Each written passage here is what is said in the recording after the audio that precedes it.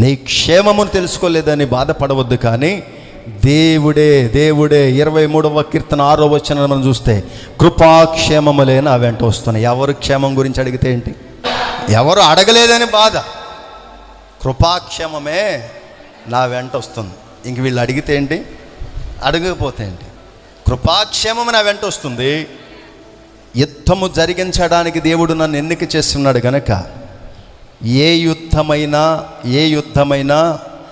క్షేమమైన దేవుడు నా వెంట వస్తే కృపాక్షేమములే నా వెంట వచ్చుననే మాట ధైర్యంగా దావీదు మాట్లాడాడు.